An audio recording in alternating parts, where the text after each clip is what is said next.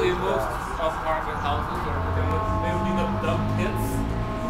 They'd be cleaned out maybe every 6 months or so, and the water well. Well, there's some space between there and here, but next door they had outhouses and water well, and behind there were other yards.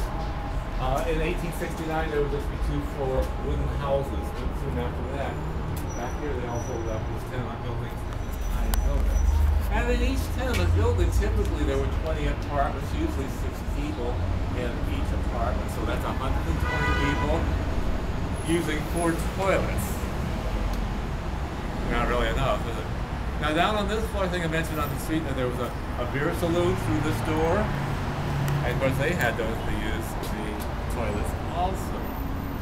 So this is the conditions that really bothered the reformers. The reason they were concerned is that during the Civil War, the soldiers' camps were observed, I'll say not inspected but observed. And these reformers found that in the clean camps, the neat camps, where everything was pretty well taken care of, wounded soldiers tended to heal at a higher rate than wounded soldiers did in the dirty camp. So maybe there's a connection between filth and disease. That was the first time somebody got that idea. Of course, germ theory, Pasteur hadn't begun his studies about germs yet. So this is what they were considering. Didn't do anything about it, they just compiled their information. Well, this is where women used to do their laundry on days like this, nice days. The paving with these flat stones in most cases. And Bridget Moore would meet her German neighbors here. She would come down the interior dark stairs. There was no heating, no plumbing, no lighting in these buildings. They were built cheap, so working people could afford to live in these. Now I'm going to say it again, working people. These were not poor people that these were built for. These were for working class people. And Bridget Moore would come down her interior dark stairs, come out of this door. That was the door that led to the apartments themselves. We're going to go upstairs pretty soon.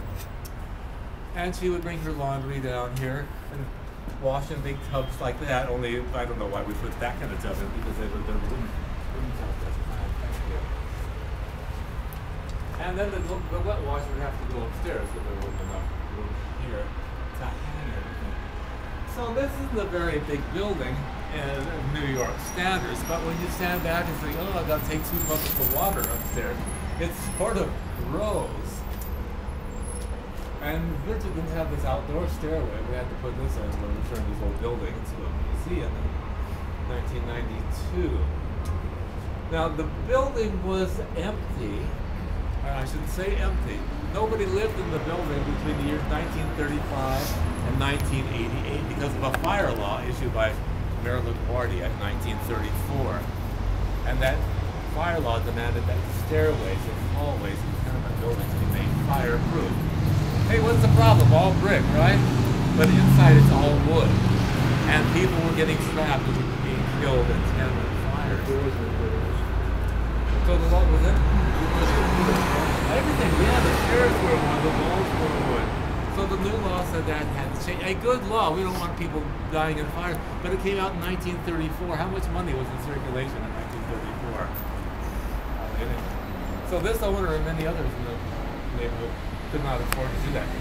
So the owner had to evict his residents.